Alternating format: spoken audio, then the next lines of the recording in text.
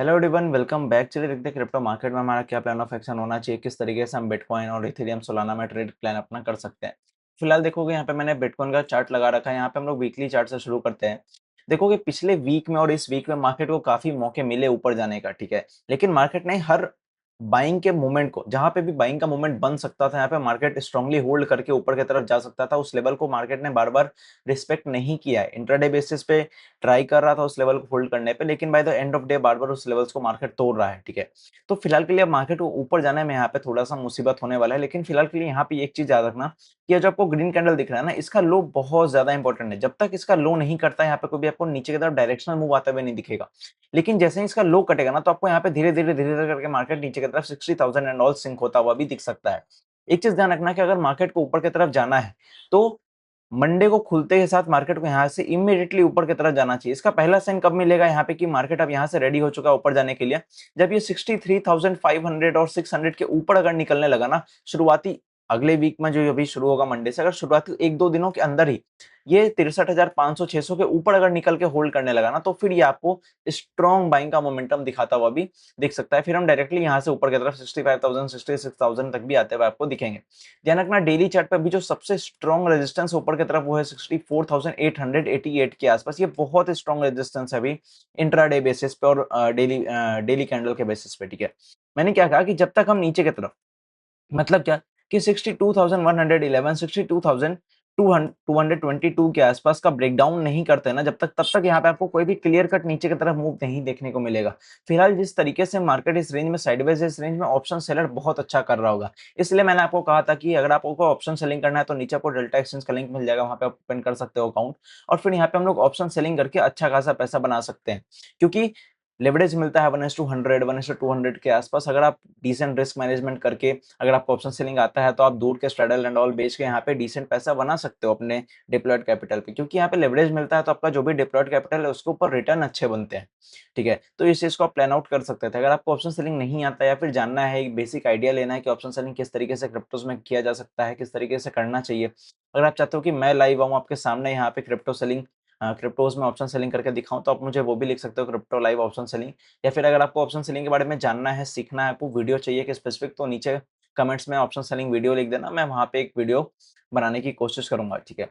तो फिलहाल के लिए यहाँ पे क्या मैंने आपको बताया कि ऊपर की तरफ जो स्ट्रॉन्ग रेजिस्टेंस है वो है 64,888 के आसपास, और नीचे की तरफ जो भी सपोर्ट है वो है 62,111 के आसपास, ठीक है। तो जब तक 62,111 के आसपास का ब्रेकडाउन नहीं होता, तब तक यहाँ पे कोई भी क्लियर कट मूव नहीं दिखेगा। लेकिन अगर हमने इस लो को ब्रेक कर दिया ना, फिर ये धीरे धीरे करके आपको 60,000 एंड ऑल के लेवल्स मार्केट टेस्ट करता हुआ दिख सकता है।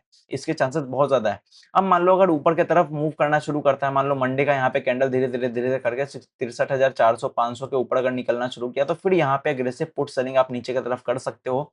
और फिर ऊपर की तरफ फॉर हेज पर्पस 67,200 66,800 400 के आसपास कॉल सेलिंग करके रख सकते हो। मार्केट यहीं पे आपको टाइम बिता के मोस्टली 70 से 80% का डीके जैसे आपको मिल जाए, आप अपना पोजीशन बुक करके यहाँ पे निकल सकते हो। सिंपल सा यही है।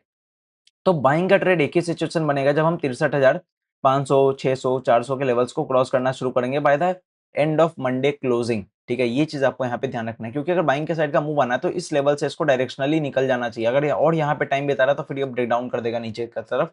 इसके लिए आप रेडी रहना। इथेरियम में ध्यान रखना, ऊपर की तरफ जो स्ट्रॉन्ग रेजिस्टेंस एरिया है वो है 1917 से लेकर 1950, मतलब ये दो चार पॉइंट के जो रेंज है ना, ये इसमें बहुत स्ट्रॉन्ग रेजिस्टेंस है, ठीक है। तो जब तक हम इसके ऊपर कहीं पे जाकर होल्ड नहीं करते और ब्रेकआउट नहीं करते, तब तक यहाँ पे आपको क्लियर कट मूव नहीं देखने को मिलेगा।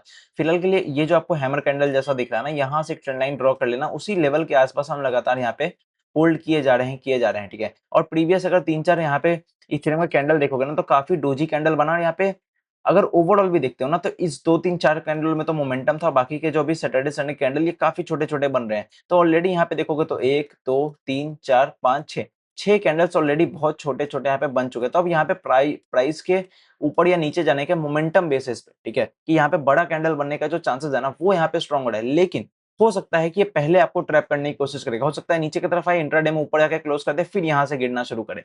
तो ये हो सकता है, मान लो ऊपर भी जाना हुआ तो पहले हो सकता है ऊपर जाए, फिर इंट्राडे बेसिस पे नीचे आके क्लोज़ करे, फिर यहाँ से ऊपर जाना शुरू करे।